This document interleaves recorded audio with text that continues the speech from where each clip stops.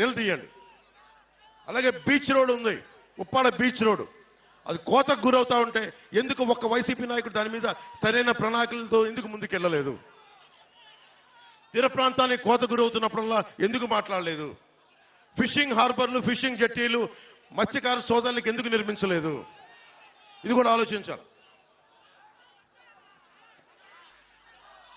కోనపాకపేట, ఉప్పాడ కొత్తపల్లి మండలంలో కోనపాకపేట, ములాపేట, ఉప్పాడలో ఈ తదితర గ్రామాల్లో కెమికల్ రిలీజ్ అయిపోయి అరవిందో వీళ్ళకి సంబంధించిన తదితర కెమికల్ ఫ్యాక్టరీస్ కాలుష్యం సముద్రంలో పెడతా ఉంటే మత్స్య సంపద నాశనం అయిపోతా ఉంది. దీని గురించి మాట్లాడేది ఎవరు? దీని గురించి నిలదీసేది ఎవరు? ఈ రోజున వైసీపీ నాయకులు వచ్చి ఓట్లు అడుగుతా ఉన్నారు. మీరు అడగాల్సింది అది. నేను మీకు ఒకటే మాటిస్తున్నా, మత్స్యకార సోదరులందరికీ, ఏ బీచ్కి రోడ్డుకు ముంపు గురైందో, కోతకు గురైందో వాటికి ఆల్టర్నేటివ్ విధానాలు కనుక్కుంటాం.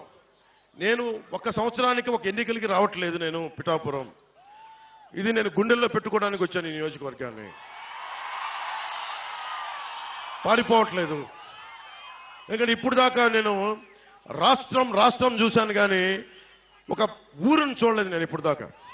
ఆ నియోజకవర్గం శ్రీపాద శ్రీవల్లభుడు వెలిసింది, బషీర్ పాప దర్గా ఉన్నది ఆ నేల, ఆంధ్ర బాప్టిస్ట్ చర్చ్ ఉన్న నేల, కుక్కుటేశ్వరుడు వెలిసిన నేల, రామాలయం ఉన్న నేల, రామేశ్వరుడు ఉన్న నేల, ఈ దేవాలయాలు ఉన్న నేల, ఈ నేలకి నేను రుణపడి ఉంటాను.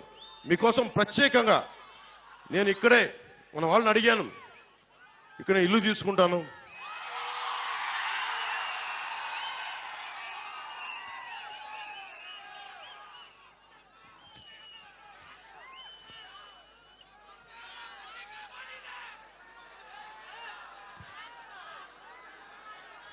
ఇల్లు తీసుకుంటాను. నేను ఖచ్చితంగా ప్రత్యేకించి 54 గ్రామాల బాధ్యత, ఒక పర్మనెంట్ ఆఫీస్ పెట్టి, కార్యవర్గాన్ని పెట్టి, నేను వర్మ గారి అనుభవం, ఉదయ్ శ్రీనివాస్ గారి యువరక్తం, వీటన్నిటితోటి ప్రత్యేకించి 54 గ్రామాల మీద నేను కులాలకి మతాలకి అన్నిటికీ అతీతంగా అని చెప్తున్నా.